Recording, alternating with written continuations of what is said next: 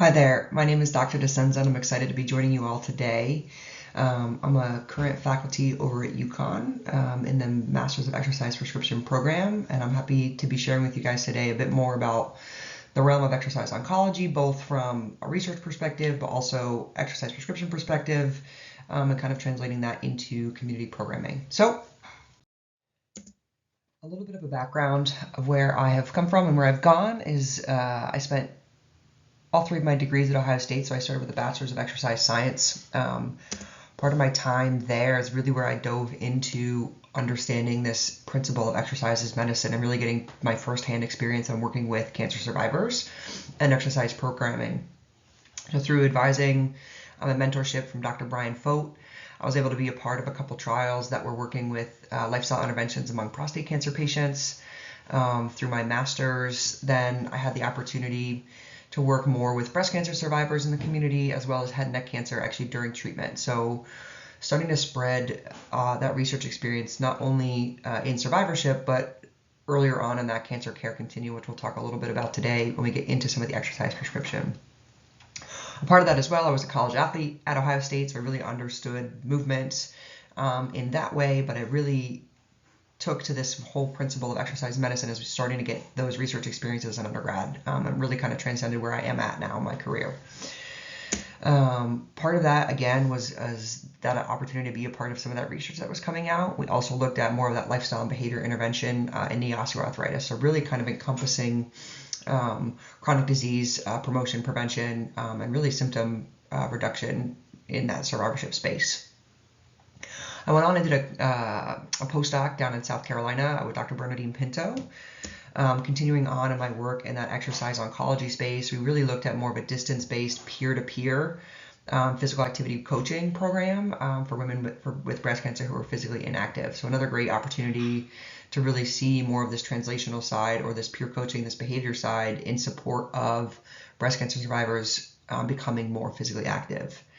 From there, I transitioned into a faculty position here at UConn, which has been amazing in their Masters of Exercise Prescription, where we really dive into more chronic disease and exercise prescription across diabetes, looking at cardiovascular disease risk factors, and really kind of prioritizing how do we prescribe exercise and modify with individuals with comorbidities, things like that. So kind of a long way to get here per se.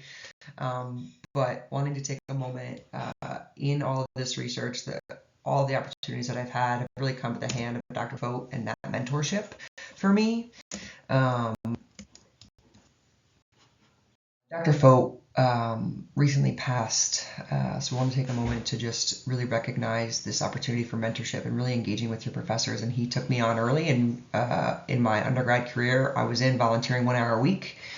His encouragement and support from that time built this starting relationship where it gave me the opportunity to stay on for a master's and learn from him, and it also bridged that gap for me in opportunities to be a GTA, working with your professor Martini, really building that community for me in my relationships and my peer mentorships throughout not my undergrad, but also continuing on for my master's and PhD, hoping to continue in his legacy in that, but he was kind of world-renowned in both the exercise and health psychology world, as you'll see some of the research come out from the latter end of our presentation today, but really just wanting to take a moment to recognize his impact across not only just the academic, but the mentorship space for me, and encouraging you all, I think, to really lean into some of those mentorship relationships that you may have, or maybe this might be that first step in you reaching out to see what those mentorship relationships could be with those that you're interested in learning from.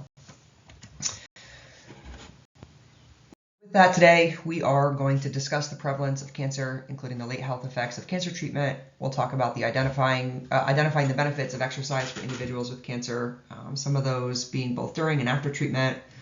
We'll look at the exercise prescription guidelines and where we've come from and where we are now for cancer survivors, and then we'll discuss some of those special treatments related to both cancer and cancer-related treatment.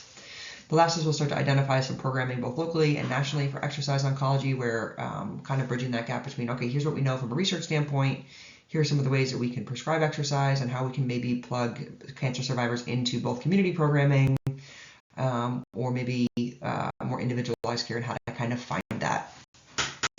When looking at mortality in the United States, cancer right now leads as the second leading cause of death. So there's about 17.8% of all deaths due to cancer as of 2020. When we look at that in combination with heart disease, that makes up about half of deaths in the United States, either due to cancer or heart disease. And as we'll talk about a little bit later in lecture, cancer survivors are at an increased risk for cardiovascular disease and toxicities due to some of the cancer treatments.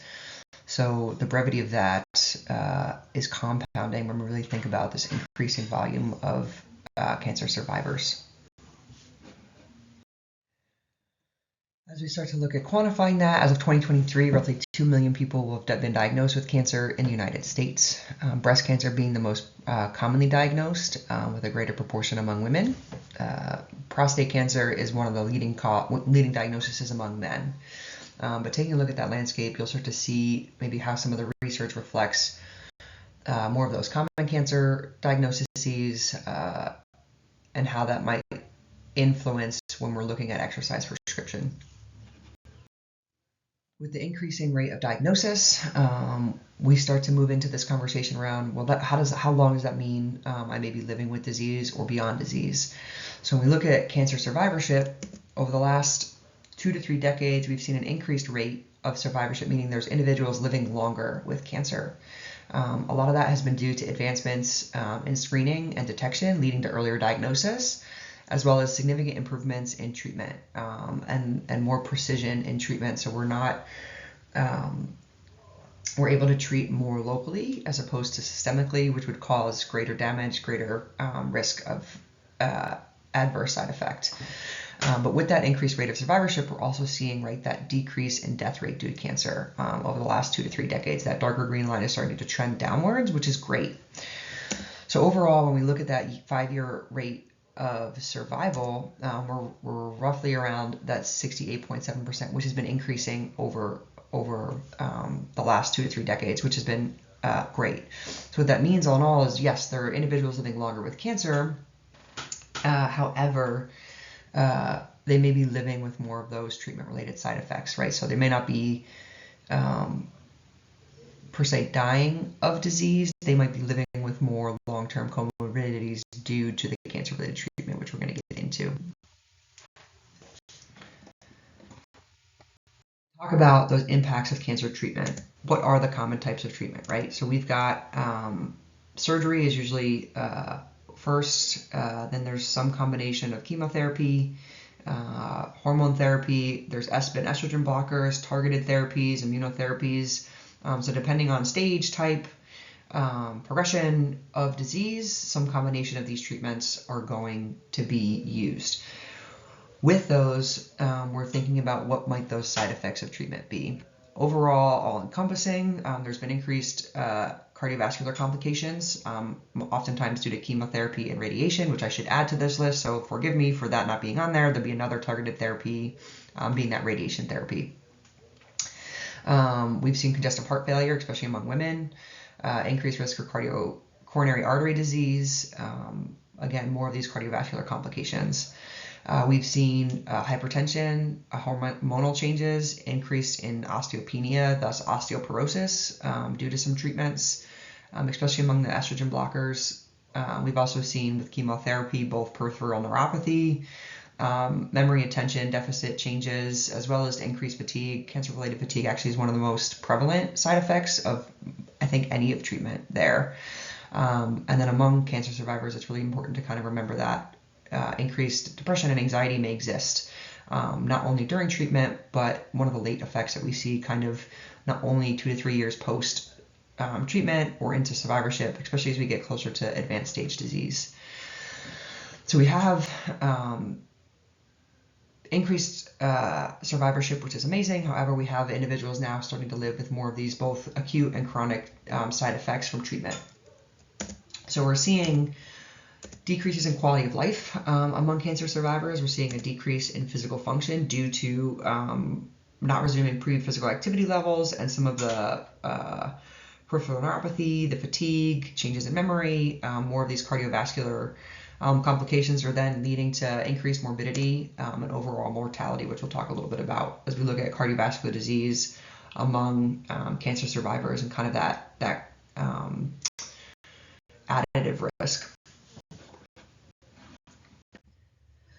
But the good news, right, and what we're starting to see across the last 2 to 3 decades and kind of why we're talking today about this is the benefits of exercise associated with cancer survivors. So we've started to establish the safety and feasibility of benefits for cancer survivors along that care continuum. So when we look back in the late 80s, right, so that was one of the first studies done in a hospital setting, where they looked at walking among women who were undergoing chemotherapy. They had them walking just up and out of their beds and around the hospital. And that was like the first reported, hey, we're seeing improvements in aerobic capacity and body composition in patients in this inpatient, post-surgery, post-treatment or during treatment setting. And that kind of trickled off we started to see some of these systematic reviews looking at quality reports. And early findings in 2005 showed that there was physiological measures that were changing and improvements. So as we looked, aerobic capacity was changing. We've seen improvements in objective performance indicators, as well as that self-reported physical function and symptoms. Thus, we also saw efficacy, right, in effects on health-related quality of life. Fast forward another 5 years, they added to that review in 2010. Again, reconfirming some of these results. So we're building on this literature. These systematic reviews are showing that benefit and efficacy of exercise along the care continuum for cancer survivors. More of those long-term survivor, we've seen observational studies that showed women who were walking equivalent to 3 to 5 hours per week lowered their risk of reoccurrence and death from breast cancer, which is another kind of side effect of some of the treatment in that reoccurrence space. And then there was another observational study that looked at colon cancer survivors, but physical activity after diagnosis. So through treatment, post-survivorship, there was a 50% reduction in that cancer recurrence and overall mortality. So not only just more of these physiological health-related benefits, but really this risk reduction in cancer recurrence, especially from late-stage disease. Really promising type of benefit if we're engaging in activity. So from there, what we've seen is these roundtables that have come out. In 2010 was the first time we had really exercise guidelines for cancer survivors and how we could really target both aerobic resistance training, exercise prescription, more specifically for cancer survivors. So they've taken all those reviews, they sat down and looked at this roundtable. So I leave this QR link, and I would encourage you to take a look at that first one. But there was improvement in physical fitness, physical functioning, enhanced quality of life, right? All those things that we're kind of been talking about, those themes, right? More recently, in 2018, 2019, they updated that roundtable, and we've gotten much closer to a more prescriptive and a more individualized type of exercise prescription for cancer survivors. So this is the one I would really harp on. If you're really interested in this area, like that's that paper that I would go to. It really goes through a lot of what we're going to cover today. So with that, right, we've seen benefit of exercise. We've seen these roundtables. The most recent thing to come out, so we know that exercise is good for some of the cancer-related acute side effects and more of those late-term side effects. But what we're really starting to see is among some of the common cancers that meeting physical activity guidelines is important for cancer prevention and really lowering the risk for cancer reoccurrence. Meaning those who have had cancer, if we're physically active, we're reducing that risk for us to see a metastatic change, right, of cancer appear somewhere else. So that, again, is all based on information of individuals who are meeting what we see is the exercise guidelines for not only general population, but for cancer survivors, which is that aerobic of 150 minutes of moderate exercise to vigorous physical activity per week, and then that resistance training anywhere from 2 to 3 days a week, 1 to 3 sets of 8 to 12 repetitions. Flexibility, again, for that recommendation can occur daily, even during treatment, and we're really just looking at reducing sedentary behavior among cancer survivors. Again, it's important to understand that, yes, it is safe for individuals to engage in physical activity during cancer treatment. And we'll kind of go into some of the considerations that we should be aware of with that as we get through. But that 2018 paper really was looking at, of those meeting those guidelines, here's some of the benefits that we're seeing. So with that, right, aerobic has been strongly associated with reduced anxiety, fewer depressive symptoms, decrease in fatigue, improved perceived physical function, which is important in some of the behavioral concepts of self-efficacy, things like that, of if I'm perceived physically functioning at a greater unit, I don't think that's the word I want to use, but when you look at improved perceived physical function, my belief in my ability to do something is going to change my engagement and my maintenance of physical activity, which is huge. Again, similar benefits, strong evidence for among resistance training. So again, decrease in fatigue, better quality of life, improved, again, physical function. And then same thing when we're looking at aerobic plus, so those concurrent types of if I'm engaging in both aerobic and resistance training.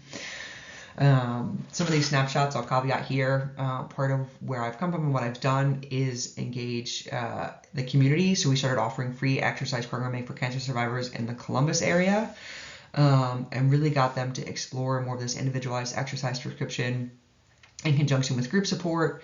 And we really included a lot of these aerobic plus resistance type activities, and we'll get into more of like what that looks like from a community programming standpoint, but wanted to share that this is where those pictures are coming from.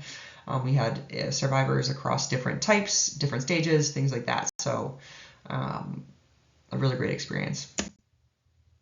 Again, just reiterating and re-highlighting how we could break some of these down on where there's strong evidence that aerobic only or resistance only or that combination has shown at what dose to affect some of those cancer-related or health-related outcomes in those with cancer. So you can see, okay, what is my dose for combination or resistance only that might have strong evidence on improving cancer-related fatigue. So you can kind of take a look at this and maybe use this in conversations with your clients or with your patients as saying, hey, here's what we know from an aerobic standpoint or resistance standpoint. Maybe they have a preference for one over the other, and we're looking at reducing barriers to exercise and saying, okay, let's start here.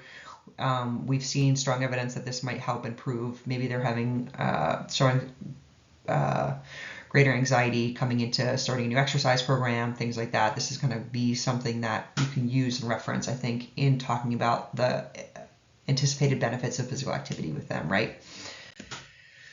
So to that point, right, it's important to understand that cancer survivors have unique barriers to physical activity. So not only are they dealing with cancer treatment or even into survivorship, what we found as their unique barriers outside of their physical activity, right? So decreased physical activity levels during active treatment compared to pre-activity levels. So we're seeing this decrease in cardiovascular fitness. We're seeing a decrease in muscle composition, which thus would impact physical function, things like that. But more importantly, their perception of their barriers was a lot of reported fatigue and pain and disease symptom, as well as this lack of targeted or specialized fitness programming. So as you saw, guidelines and exercise prescription for cancer survivors really only emerged about 10 years ago, and like more recently, the last 5 years saw the biggest jump, right, in systematic evidence of how we can prescribe more specific exercise and modify to cancer-specific treatment side effects. So this bridge and this gap between engaging in physical activity, what they're perceiving is this targeted or specialized fitness programming. So we're starting to see ACSM is now offering a cancer exercise training certificate, but we're starting to see this push for the field of exercise oncology to become more of an adjuvant therapy, both in the clinical hospital setting, but also in the community, and how we can start to support meeting cancer survivors where they're at when they're coming and wanting to engage in physical activity. Which leads us into, we've started to talk about the long list of cancer-related side effects due to treatment, due to acute and long-term settings, right? And across the continuum.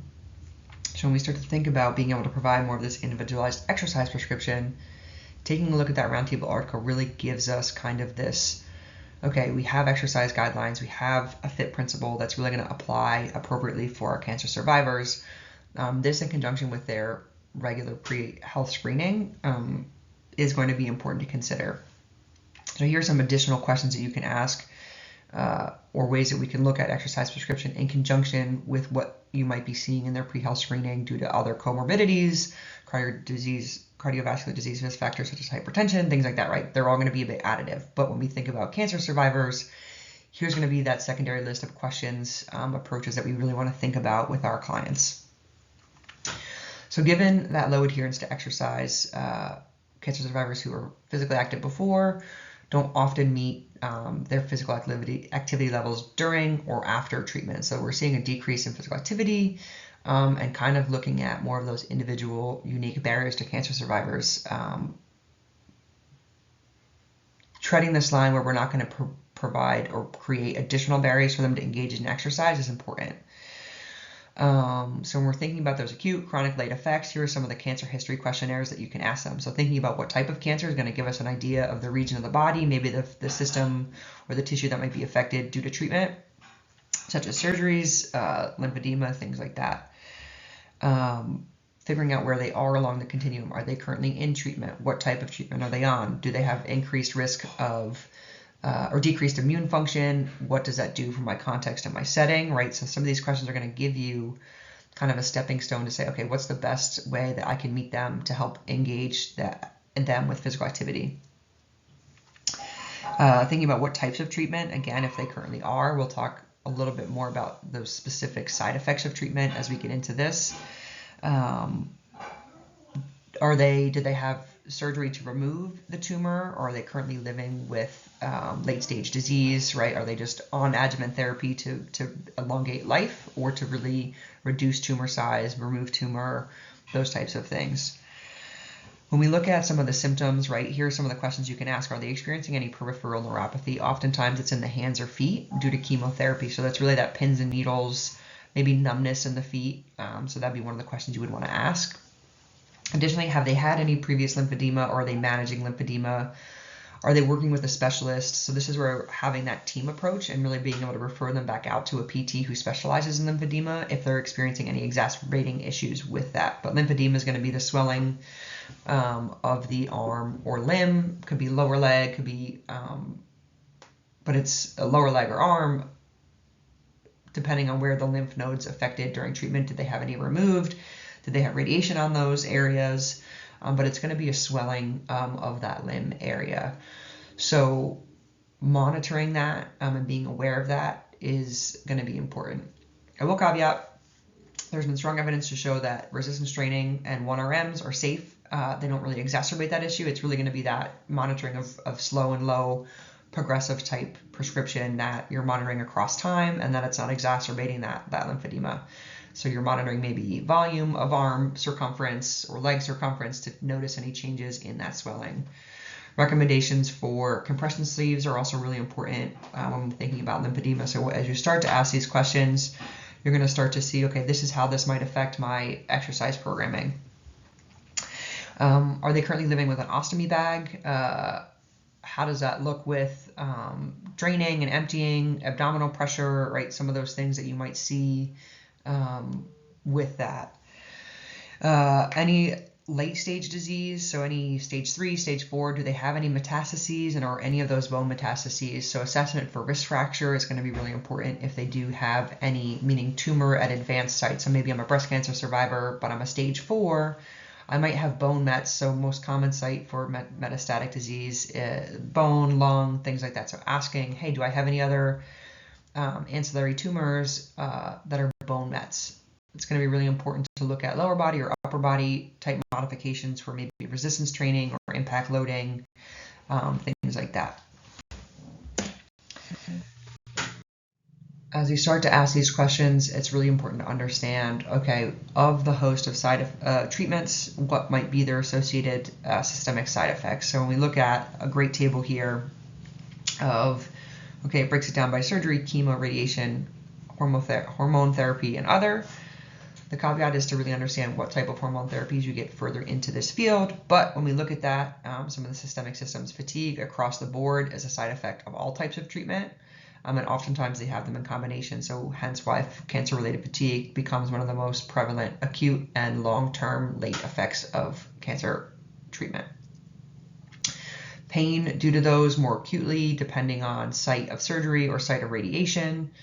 Again, that cardiovascular damage has been seen across chemo, radiation, hormone therapy, so it's important to understand maybe their baseline values, or if they've had any assessment with a physician, if they're experiencing any of the usual signs and symptoms to stop an exercise program, any chest pain, and angina, lower leg edema, right, in the calves. Those are going to be those signs and symptoms that we still want to be aware of from that cardiovascular damage disease space.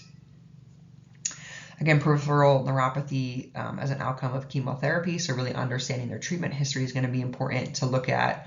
Maybe gait exercises or standing exercises are going to be a little bit later in their exercise prescription, as opposed to maybe a seated leg press instead of a sit to stand, to really get them more comfortable in their proprioceptive use of lower body exercises if they're feeling pain and numbness or tingling in their feet or hands. Or maybe considering dumbbell weighted machines over dumbbells if they're experiencing that neuropathy in their hands. Another example of that, right, across the board with changes, body weight changes with surgery, chemo, and hormone therapy. You'll see this most in the hormone therapy category. They'll either have difficulty in weight gain or difficulty in losing weight. So really being able to counsel and talk through some of these challenges is going to be important with your client. Again, we've also seen damage to the musculoskeletal system with surgery, radiation, hormone therapy. So oftentimes women with breast cancer might have radiation to the armpits of the lymph nodes underneath the arm there. That causes a lot of tightness. It could cause cording, again, in conjunction with pain. So you might see limited range of motion for overhead exercises when you first start an exercise program with a woman with breast cancer who might have had radiation to that area. So really starting to think, okay, how does this affect the system? How does this affect the region? And then how does that affect mobility and function if I'm going to engage them in both aerobic or physical activity, resistance training?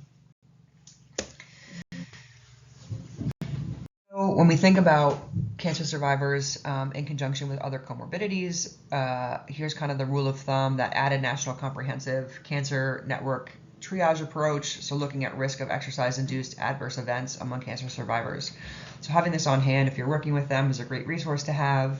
But if they have no additional comorbidities other than cancer, so they don't have diabetes, they don't have hypertension, they don't have, those cardiovascular or comorbidities in conjunction with, no further pre-exercise medical evaluation will be necessary. You can kind of work through, okay, if they have some of the peripheral neuropathy, maybe they have arthritis, that like onset of osteopenia maybe in women, or musculoskeletal changes, or poor bone health, recommended pre-exercise medical evaluation is recommended. Again, really just looking at safety, risk assessment, but being aware and asking all these preliminary questions is going to allow you to decide, is this going to be an additive barrier, or is this going to really be a part of what I need to go for pre-exercise medical evaluation for, getting a baseline to understand, okay, what are the limitations of the peripheral neuropathy? Where am I starting them? Maybe at light versus moderate type of exercise. And then more of the more complicated that would require or really push closer to getting that medical evaluation prior to physical activity or assessment is going to be any lung or abdominal surgery, an external ostomy bag, any cardiopulmonary disease, extreme fatigue, or maybe blood work shows anemia, any nutritional deficiencies as maybe part of your screening process, and or changes in lymphedema exacerbation. Maybe they're seeing an increase in swelling size. That would be a good sign or symptom to either stop, or before you start exercise, saying, hey, they've noticed changes more recently in this. That's where you would want to send them. And then the last of those being, again, that bone met to really assess risk for fracture. So this just breaks that down again. I know we've talked a lot about them, so I'm going to kind of skip over this a little bit, but really thinking about during exercise assessment and prescription considerations, that arm and mobility, range of motion, and lymphedema. So assessing that from the start is going to be a great opportunity for you to look at any progression over time. But if there's really significant challenges in range of motion, maybe overhead or for lower limb for somebody with an ostomy bag, right, those mobility related challenges are going to be important to consider. I'll kind of skip this. We really talked about a lot of this, but those are some areas to consider. So that's how we get into this fit prescription for cancer survivors. So all in all, they're going to kind of mimic most of the general population. So the fit becomes more of, okay, what's my frequency, intensity, time, and type? And then all the cancer-specific modifications become, okay, what exercises am I going to include in my resistance training program? How am I going to modify upper body, lower body? What's my volume? What's my starting percent intensity? What might be I progressing them more safely? Those types of things as how we get into this fit prescription. So frequency for aerobic is anywhere from 3 to 5 days. You can see 40 to 60% of their VO2 reserve or heart rate reserve. More specifically among cancer survivors who have had cardiovascular complications or might have pain, things like that, RPE might be a great way to assess intensity here, as opposed to having them use heart rate monitors or those types of percent intensities. So RPE is a really great additive tool, especially among cancer survivors that we've seen across the literature. For time, greater than 30 minutes of moderate intensity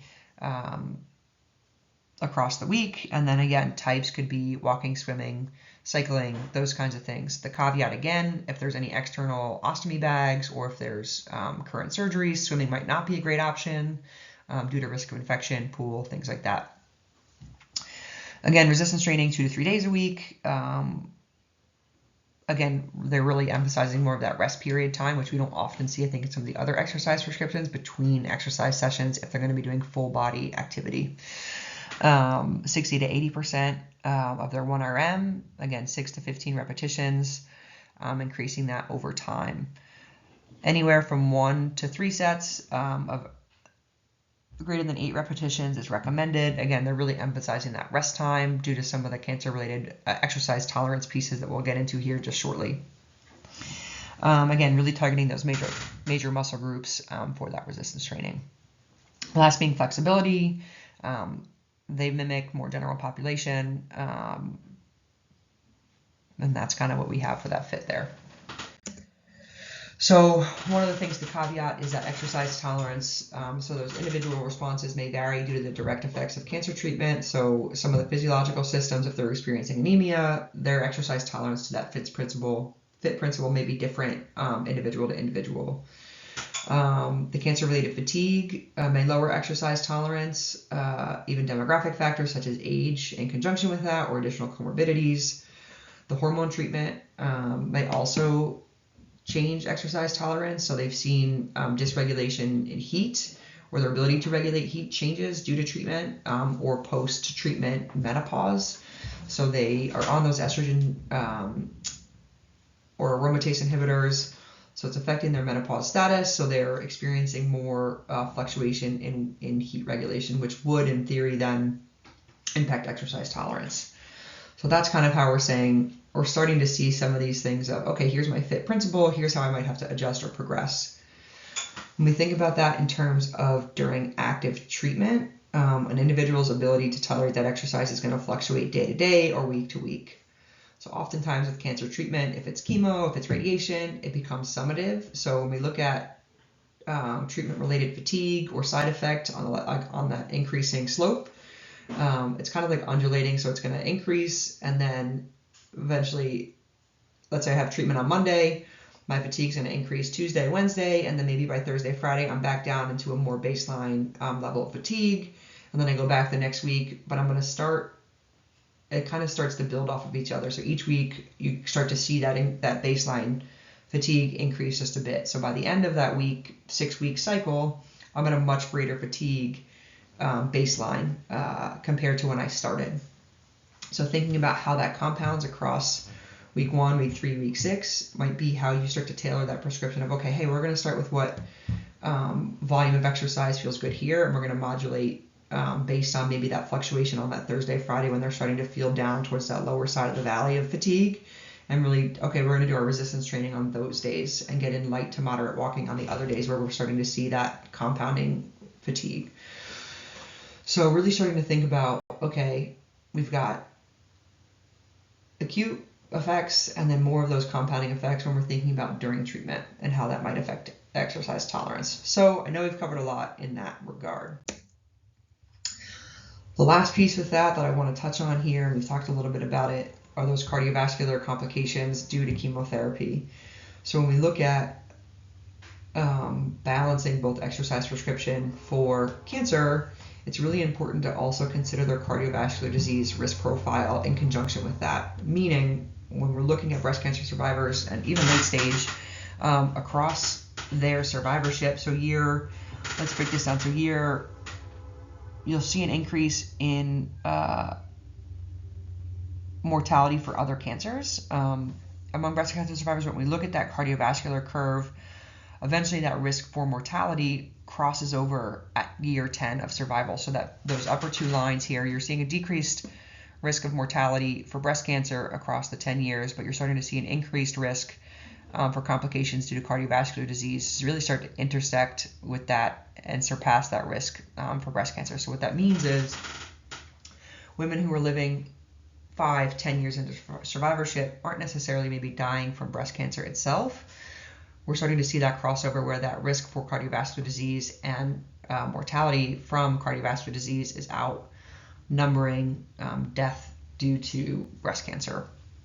So it's really important to consider that cardiovascular profile in our exercise prescription to reduce that risk over time. So does my prescription encompass maybe the diabetes approach for exercise prescription? Does it encompass the recommendations for dyslipidemia if my patient has high triglycerides or high LDL, right? So thinking about how they are going to start to play together is, I think, the last piece of importance as we consider exercise prescription for cancer survivors. So we've clearly talked about the benefits of exercise for cancer survivors and really those specific considerations and really meeting that unique barrier that they're looking for individualized and specific programming, right? That is attentive to their needs as a both during treatment patient as well as late into survivorship. Yet what we're still finding is that majority of those cancer survivors still don't meet those exercise guidelines that we just kind of talked through. So even when exercise programs are available to survivors, a low percentage are enrolling. So 10 to 14% are enrolling in that. Some of that due to exposure and education, a conversation around safety and efficacy, as well as really getting physicians on board, oncologists on board that exercise is safe and effective. So we are coming from the exercise science world and having to really make those conversations and establish those relationships with physicians to say, here's what we know from a research standpoint, from safety and efficacy. How do we start to build that conversation of promoting physical activity among cancer survivors at different points of care? So when we take that and we say, okay, maybe they're moving on to survivorship, what are some of the effective models for delivering exercise, right? What are we seeing in the community? What's being offered? I think that's really where I want to leave us in this conversation. So kind of equipping us both with, okay, this intimate, individualized understanding of considerations for exercise prescription, and then how we might guide them to more community-based programming when we're working with them, saying, hey, we've worked through 6 to 8 weeks of this individualized program. Hey, I think this would be really great to get you connected to other programs out there that are offering this type of specialized, individualized care, right? The kind of transition back to general population. So from those reviews and those roundtables, what we're finding, kind of like an overarching summary of program characteristics that exists. Some last 4 weeks, some last up to a year. When we look at duration, the majority of them are actually group-based, so about 76 are group-based. We see a whole host of ranges that are encompassed in that literature. And then we're going to see about that 62% looking at aerobic and resistance training, which is a great combination of concurrent activity. Additionally, there was few programs that reported education or psychosocial support and dietary counseling, which is going to kind of be that late caveat to the research that we've been doing in this population. Unsurprisingly, about 82% are female. When we talked about breast cancer being the most prevalent diagnosed cancer, kind of showing that proportion of a greater population of research existing among that. A very heterogeneous sample, though, of ranges of stage, treatment type, and time since diagnosis, which I think is important to consider. When we look at location of programming, 62% of them exist at a YMCA or community center. 15% are more specialized with a physical therapy program or breast clinic or more rehab center type setting. Another proportion of those happening more group-based at churches or other public facilities. And then we're starting to see this increase in remotely delivered phone or online type intervention or program. When we think about that staff and going back to specialized care, 47% are exercise specialists, so some sort of personal trainer or coach. 32% were qualified exercise professionals, such as kinesiologists, exercise physiologists, with a more clinical-based, I think, background. Another proportion of care coming from those physical therapists, and going back to that team support and team approach, that relationship that we build with the physical therapy team or the care team, oncologist, physical therapist, occupational therapist, is going to be really important. So in supporting that line of communication between, okay, what we're seeing transpire in our exercise programming, and maybe they need a more detailed referral into physical therapy, things are changing. They're seeing an increase or decrease in range of motion in a joint related to cancer-related treatment. Lymphedema volume might be changing, right? That relationship that we build with those, and where we're seeing that more specialized point of care is with that overlap with physical therapy. We can kind of subcategorize the programs that are being offered as clinically supervised or more community-based supervision. So just examples of programs that exist. So if you're interested, I would encourage you to take a look. But one of the first community programs that was offered was Live Strong at the YMCA. They've reported outcomes to show improvement in quality of life, physical function, fitness. It's about a 12-week program. It's individualized, and they, depending on the YMCA and the area that you're in, they have the opportunity to offer that. So something to think about and look for in your area. Another one, that Active Living After Cancer program, again showing improvements in physical function, quality of life. It's one of the programs that is coming out of Texas at the moment.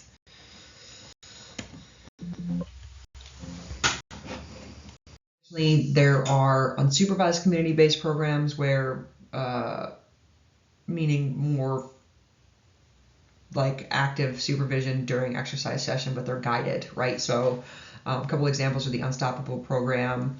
It's a way to find local cancer exercise trainers or support organizations.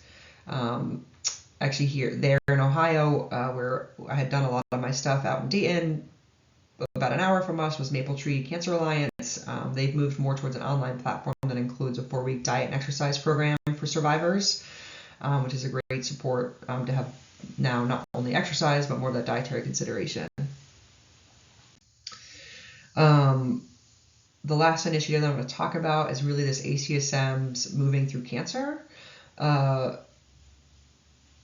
It's to allow those living with and beyond to be advised and referred and engaged to an engaged, appropriate exercise type of class. So they're working on developing a screening questionnaire that survivors can go to and answer specific questions, and it's going to tell them, should I be more in a supervised setting? Should I be more in a community setting?